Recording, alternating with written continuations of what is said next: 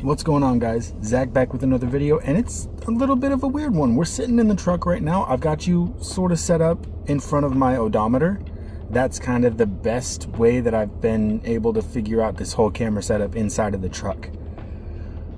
But all of that aside, let's talk about my $1,000 EDC. I did one of these probably about a year ago, and I sort of cheated in that. I sort of just threw together a massive EDC that added up to $1,000. Here, bare bones, bare minimum of what I carry on a day-to-day basis at $1,000. So let's start out with the first thing that I have in my pockets, and that is going to be the Tactile Turn side click pen. This one is in bronze, and this one runs $119. So I might, if I'll add the total either like right here. I'll put the total somewhere. I'll tally this up, but $119 for this pen right here, and it is by far my favorite pen. I haven't carried another one since, and actually sold off every other pen that I have because this one is just the one that I gravitate to the most, and the one that I have been carrying regardless of all the other pens. I think I have 4 or 5 other pens that I've sold since picking this one up. So this is the pen, 120 bucks. Add that to the total. Next is going to be the flashlight, also from Tactile Turn, and that's going to be the Apollo.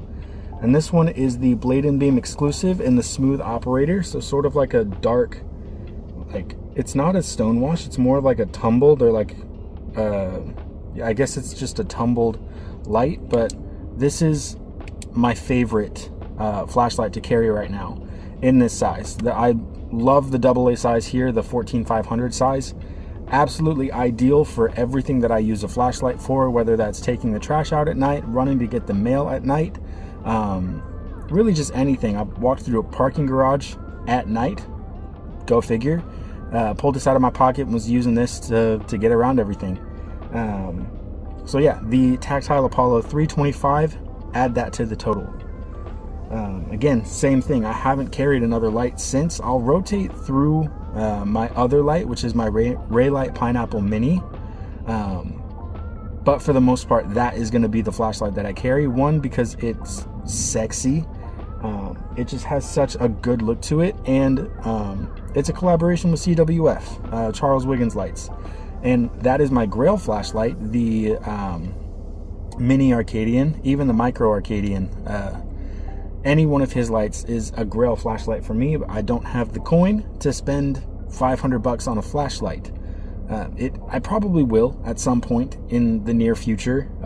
I just haven't mustered up the strength to actually pull the trigger on that. So 325 on that. Let's add that to the total and move on. So the cheapest thing in my carry right now is going to be the wallet. And by nature, that's just going to be the cheapest thing. And this isn't necessarily a cheap wallet. I think these run 60-ish, 60 or 70. I'm going to call it right in the middle, 65. And this is the Tailored by Cortez Cujo V2 wallet. Not sure how this differs from the V1, but absolutely has been my absolute favorite wallet to carry. It's holding up so good. The patina on the back here.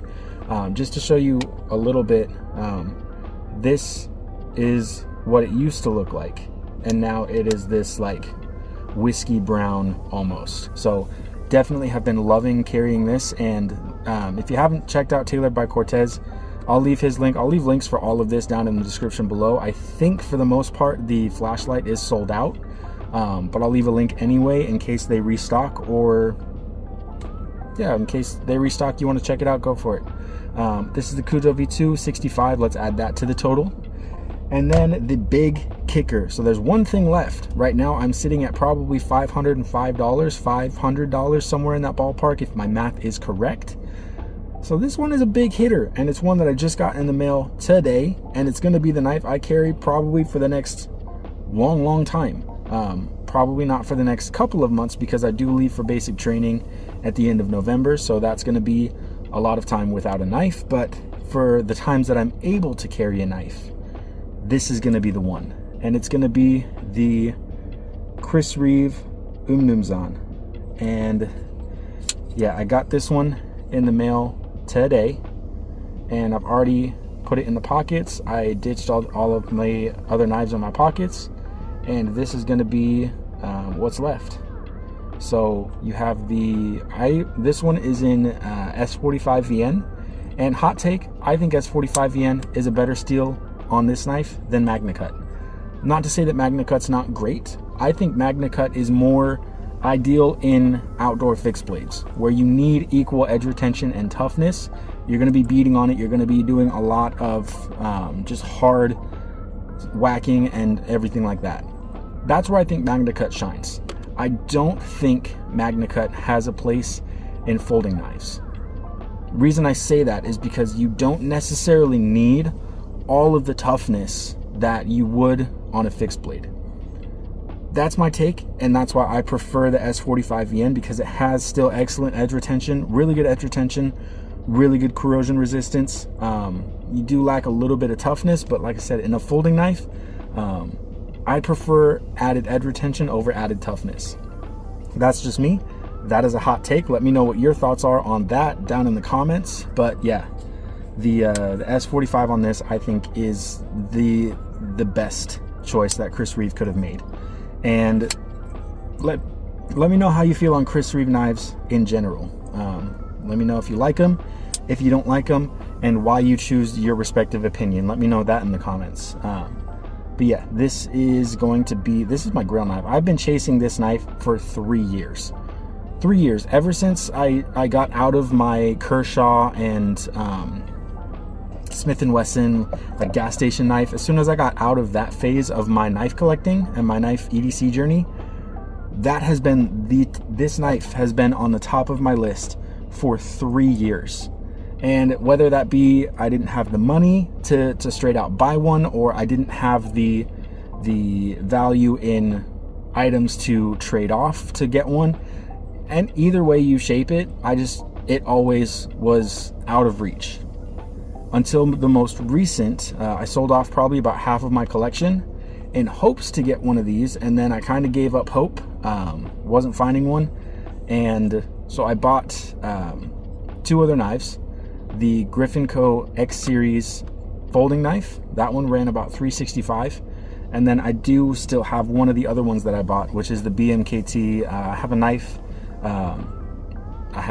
have a video on that one coming up in the next couple of months.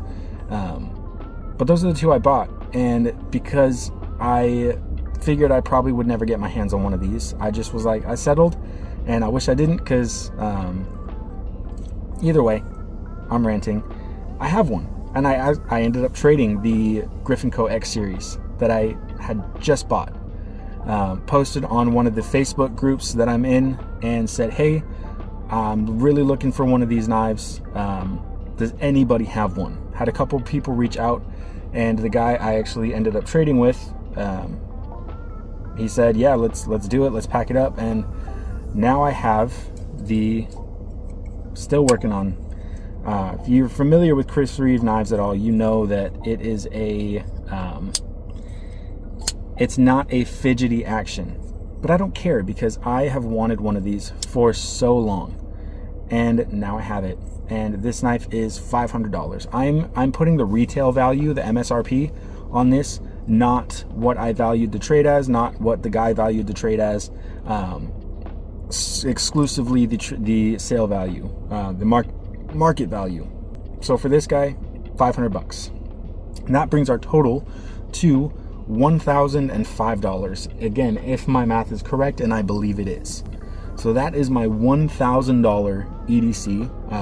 Very much more compact than the last $1,000 EDC that I posted. I want to say in that video, it was probably 10 items in my carry, and I have slimmed that down to 4 items.